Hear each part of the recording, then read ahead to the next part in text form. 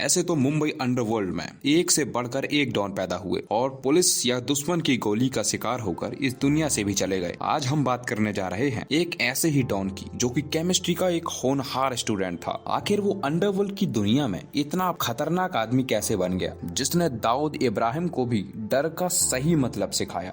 हम बात कर रहे हैं मान्या सुर्वे की। 8 अगस्त 1944 को महाराष्ट्र के रत्नागिरी में जन्मा मान्या सुर्वे, जिसका पूरा नाम मनोहर अर्जुन सुर्वे था। मान्या सुर्वे अपने परिवार के साथ मुंबई की एक चौल में रहता था। मान्या एक मिडिल क्लास फैमिली से बिलोंग करता था। मान्या की मां ने दूसरी शादी की थी और मान्या का एक बड़ा भाई भी था जिसका नाम भार्गव सुर्वे था, जो कि खुद एक गुंडा था जिसे भार्गव दादा के नाम से जाना जाता था। मान्या का पिता सौतेला था, पर परिवार में सबका एक दूसरे के लिए लगाव था। कहा जाता है मान्या सुर्वे पढ़ाई लिखाई में काफी होशियार था। साल 1966 और 1967 आते आते दोनों भाई अब बड़े हो चुके थे। एक तरफ मान्या सुर्वे की पहचान एक पढ़े लिखे व्यक्ति की तौर पर होती थी, वहीं उसका बड़ा भाई भार्गव दादा के नाम से जाना जाता था, क्योंकि अब वह मारपीट के जरिए पैसा कमाने लगता है और साथ ही साथ शराब की तस्करी करना भी शुरू कर देता है। भार्गव ने व्यापारियों से जबरदस्ती पैसा वसूलना भी शुरू कर दिया था। उस समय मान्या सुर्वे केमिस्ट्री से बीएससी कर रहा था। मान्या ने कभी कॉलेज में किसी से भी लड़ाई नहीं की थी।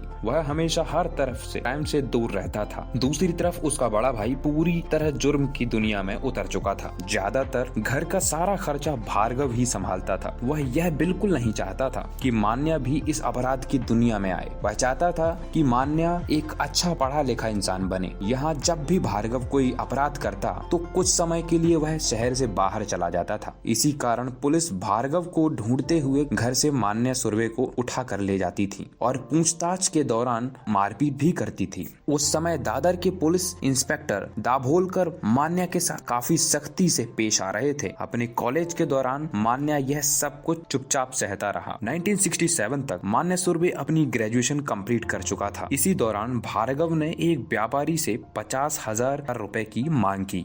व्यापारी के मना करने पर इतना मारा कि व्यापारी की वही मौत हो गई। इसमें पुलिस ने मान्या को भी अरेस्ट कर लिया और कारण यह बताया कि भार्गव जब व्यापारी को पीट रहा था, मान्या सुर्वे भी उसके साथ था और उसका साथ दे रहा था, जिससे कोर्ट ने भार्गव के साथ मान्या को भी उम्र कैद की सजा सुनाई। अब मान्या सुर्वे का पूरा करियर चौपट हो चुका था। गुस्से में पुलिस इंस्पेक्टर दाभोलकर को मान्या सुर्वे धमकी भी दे देता है। ये दाभोलकर वही पुलिस इंस्पेक्टर था जिसने मान्या को इस झूठे केस में फंसाया था। मान्या सुर्वे और उसके भाई को रावड़ा जेल ले जाया गया, जहाँ उन्होंने 1969 से 1977 तक जेल में ही समय काटा। इसी दौरान मान्या की मुलाकात शेख मुनीर से होती है, जो कि उस समय का काफी खतरनाक क्रिमिनल था। अब तक शेर मुनी की सजा पूरी हो चुकी थी और मान्या की अभी 1.5 साल बाकी रह गई थी। इसी बीच मान्या जेल से भागने का प्लान बनाता है। उसने लगातार भूख हड़ताल शुरू कर दी, जिससे मान्या सुर्वे का 16 किलो वजन कम हो गया,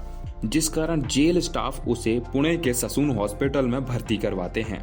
यहीं पर शेख मुनीर, जो कि अपनी सजा पूरी कर चुका था, अपने साथियों के साथ मान्या सुर्वे से मिलने आता है। पुलिस को चकमा देकर वहां से भाग जाते हैं। मान्या अब मुंबई आता है और अपना एक गैंग बनाता है। मान्या ने अपनी पूरी गैंग के लिए रिवॉल्वर का इंतजाम करना भी शुरू कर दिया और पहली लूट में उसने 5700 रुपए लूटे। इसी दौरान जिस पुलिस इंस्पेक्टर ने मान्या को झूठे केस में फंसाया था, उसे मान्या ने डराना धमकाना भी शुरू कर दिया था। इंस्पेक्टर दाभोलकर इतना डर चुका था कि वह मुंबई छोड़कर दिल्ली अपनी बेटी के साथ रहने के लिए चला गया। मुंबई पुलिस एक बार फिर मान्या को गिरफ्तार कर लेती है। मान्या उन्हें फिर से चकमा देकर भाग जाता है। 1979 में मान्या एक बार फिर मुंबई आता है। अब यहाँ से उसकी असली क्राइम की दुनिया शुरू होती है। अपनी गैंग को लीड करते हुए उसने सबसे पहले शेख मुनीर के दुश्मन शेख अजीज को मौत के घाट उतारा। मान्या हर क्राइम से पहले एक अच्छी स्ट्रेटजी तैयार करता था ताकि पकड़े जाने का कोई सवाल ही न हो।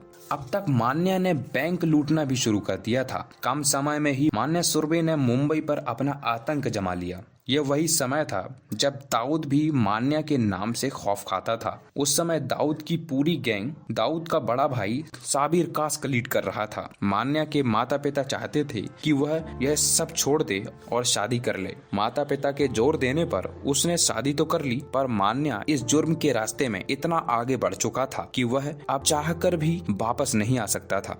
1979 की एक शाम एक जिम में मान्या सुरभि आता है। कहा जाता है मान्या की फिजिक्स काफी अच्छी थी, जिससे सभी लोगों की नजर सिर्फ मान्या पर ही ठहरी हुई थी। पर मान्या वहाँ कोई एक्सरसाइज करने नहीं गया था। मान्या किसी को चारों तरफ ढूंढ रहा था और अचानक मान्या की नजर पाटिल पर पड़ती है। मान्या चुपचाप पाटिल के पास जाता है और रिवॉल्वर निकालकर पाटिल के दोनों पैरों पर गोलियां चला देता है। मान्या अकेला खुद ही इतना खतरनाक था कि वह अपने साथ पिस्टल से भरा हुआ बैग और चाकू के साथ एक तेजाब की बोतल भी रखता था। मान्या ट्रैवल एजेंसी चलाने वाले अपने एक दोस्त से पैसों की डिमांड करता है। उसके मना करने पर मान्या सुरभि अपनी गैंग के साथ उसके घर में घुस जाता है और उसकी बेटी को नाइफ पॉइंट पर रखकर अपने दोस्त को काफी बेरहमी से मारता है और जाते जाते उस पर तेजाब फेंक देता है, जिससे उसका चेहरा जल जाता है। अब मुंबई का डोंबिवली, दादर जैसे इलाके मान्या के अपराधों से जाने लगे। इन इलाकों में दाऊद भी एंट्री मारने से कतराता था। उस समय मुंबई में दाऊद गैंग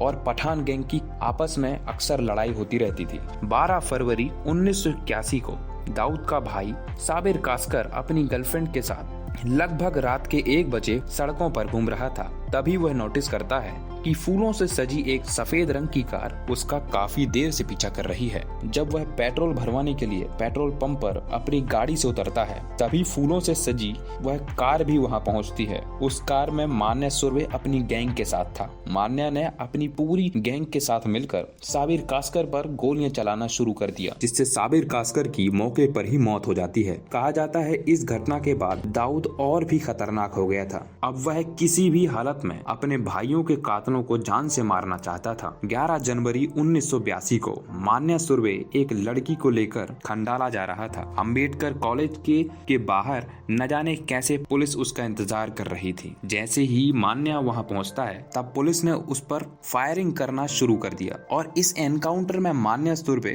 मारा जाता है। यह पुलिस के द्वारा किया गया पहला एनकाउंटर था। पर सवाल यहाँ यह उठता है, मान्या सुरभि की लोकेशन पुलिस को कैसे पता चली? आज की वीडियो में बस इतना ही। वीडियो पसंद आई हो तो वीडियो को कर देना लाइक और चैनल को कर लेना सब्सक्राइब। धन्यवाद।